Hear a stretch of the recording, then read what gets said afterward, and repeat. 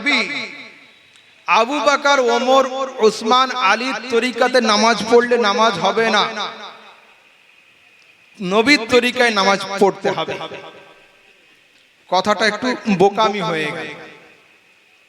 আবু বকর, ওমর, উসমান, আলী কি নিজে নিজে নামাজ আবিষ্কার করেছেন? না।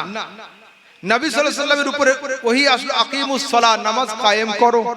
নামাজ কি, নামাজ কেমন, দুনিয়ার লোক কেউ জানতো না। রাসূল আকরাম সাল্লাল্লাহু আলাইহি ওয়াসাল্লাম সাহাবীদেরকে হাতকে ধরে পিছনে দাঁড় করালেন আর বললেন, সাল্লু কামা রাআইতুমুনি উসাল্লি, আমি যেমন যেমন করছি তোমরা তেমন তেমন করো। এরই নাম হলো নামাজ, এর নাম হলো নামাজ। এইবার মুসনাদ আহমদ, আবু দাউদ, তিরমিজি, ইবনে মাজার মধ্যে একটা হাদিস আসছে, রাসূল বলেছেন, আলাইকুম বিসুন্নতি ওয়া সুন্নাতিল খুলাফায়ে রাশিদিন, তোমাদের উপরে যেমন আমার সুন্নাত ওয়াজিব তেমন খুলাফায়ে রাশিদিনদের সুন্নাতও ওয়াজিব। এবার এই সম্পর্কে আরো একটা হাদিস আবু দাউদ, নেসাই, তিরমিজির মধ্যে আসছে, রাসূল সাল্লাল্লাহু আলাইহি ওয়াসাল্লামের সাহাবী বলছেন, আলা উসাল্লি বিকুম সালাতাত রাসূলিল্লাহ, রাসূলের একজন সাহাবী উঠে দাঁড়িয়ে অন্য সাহাবীদেরকে বলছে, আমি কি তোমাদের সামনে নবীর নামাজের নকল করে দেখাবো না? তো সমস্ত সাহাবীরা বলছেন, অবশ্যই দেখাও। তো নবীর এক সাহাবী আরেক সাহাবীকে নবীর সুন্নাত তরিকায় নামাজ নকল করে দেখাতেন। ও পৃথিবীর মানুষ, আবু বকর, ওমর, উসমানের তরিকাতে নামাজ নয়, বরঞ্চ সুন্নাতে রাসূলকে তারা প্র্যাকটিক্যাল করে দেখিয়ে দিয়েছেন। সেই জন্য তাদের সুন্নাত এবং তাদের তরিকা মানার নাম বেদাত নয়, এটাই সুন্নাত হিসাবে গণ্য হবে। হলো? এইবার লাস্ট পয়েন্টে চলুন আমার সাথে। বর্তমানে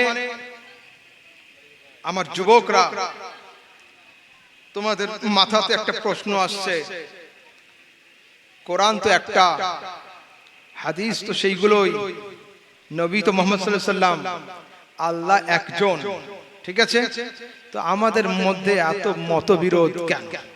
লাস্ট মতবিরোধ কেন? তো আপনি একটা পেন নেন, খাতা বের করুন, বাড়ি গিয়ে লিখবেন ইউ, বাড়ি গিয়ে লিখবেন you, Y O U. You মানে কি? তুমি, আপনি, তুই।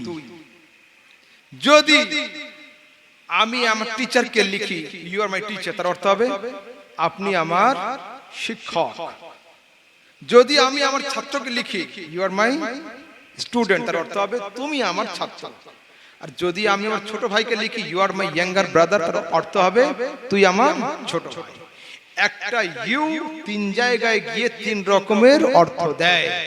বড় হলে আপনি, আরো লেভেল আসলে তুমি, একদম ছোট হলে তুই। তো কোরআনের মধ্যে বাংলাতে আপনি, তুমি, তুই, উর্দুতে আছে আপ, তুম, তু, কিন্তু ইংলিশে একটাই আছে ইউ। ইউ মানে আপনি, ইউ মানে তুমি, ইউ মানে তুই। আরবিতেও একটা আছে আনতা, আনতা মানে আপনি, আনতা মানে তুমি, আনতা মানে তুই। তো যখন কোরআনের অনুবাদ করতে গিয়ে কেউ আপনির জায়গায় তুই আর তুইয়ের জায়গায় আপনি লিখে দেয়, তখন সুন্নিদের সঙ্গে ঝামেলা শুরু হয়ে যায়। একদম বোঝাতে পারলাম ক্লিয়ার ভাষা? আসলে কি অনুবাদ ট্রান্সলেশনে গিয়ে সমস্যা হয়ে যায়। কোরআনের মধ্যে আছে কি আছে, এরা ঠিক মতো সূরা ফাতিহা জানে না, আমার সমাজের আহলে হাদিসের যুবকরা, কিন্তু একটা আয়াত এরা জানে কি, কুল ইন্নামা আনা বাশারুম মিথলুকুম, নবী বলো আমি তোমাদের মতো মানুষ। এই আয়াতটা কিন্তু খুব জানে ওরা। হ্যাঁ, আসলে কি তাই? তাদের লজিক আছে। কি লজিক? আমরা যেমন মায়ের পেট দিয়ে দুনিয়াতে এসেছি, আমার রাসূলও হযরতে আমিনার পেট দিয়ে এসেছেন। সো আশা আশা একরকম, তার মানে নবী আমাদের মতো। মালাকুল মউত আমাদের বাড়িতে আসবে, নবীর বাড়িতে গিয়ে নবীর আত্মা কবজ করেছেন, মানে তিনিও আমাদের মতো চলে গিয়েছেন। যত যাওয়া যাওয়া এক।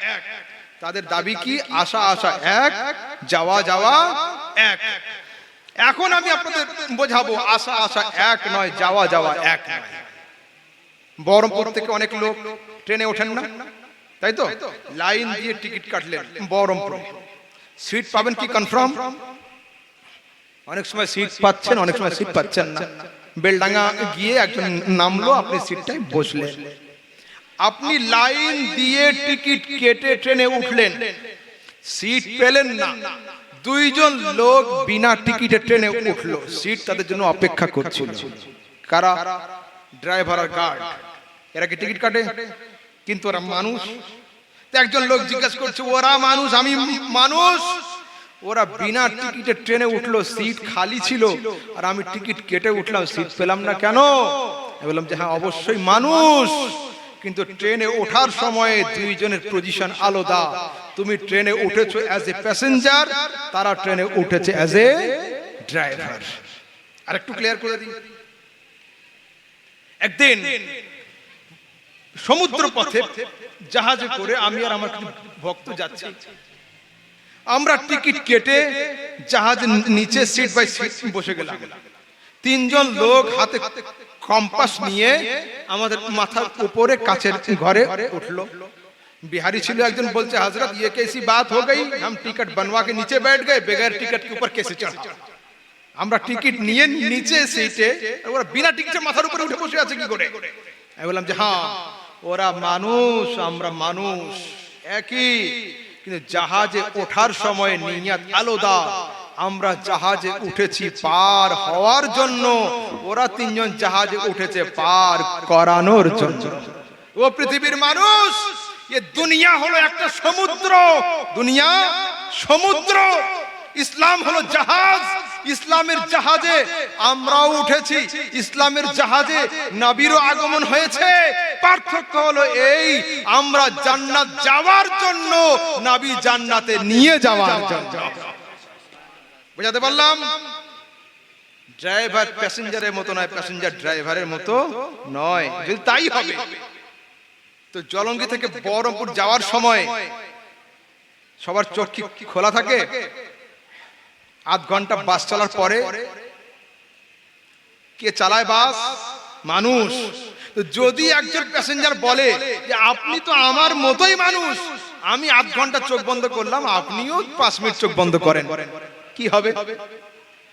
বাস রোডে থাকবে? আর থাকবে না। তো যার হাতে 70টা মানুষের স্টিয়ারিং, যার হাতে 70 জনের স্টিয়ারিং, তার ঘুম যদি প্রমাণ না করানো যায়, আরে আমার নবীর হাতে 70 নয়, 7000 নয়, 7 লক্ষ নয়, পুরো কায়নাতের স্টিয়ারিং, তুমি তাকে মুর্দা প্রমাণ করতে চাইছো? জান্নাত যাওয়ার ইচ্ছা না জাহান্নামের নর্দমাতে নামার ইচ্ছা? কোনটা? কিন্তু আলহামদুলিল্লাহ আমি আহমদ রাজা হাদিস ছাড়া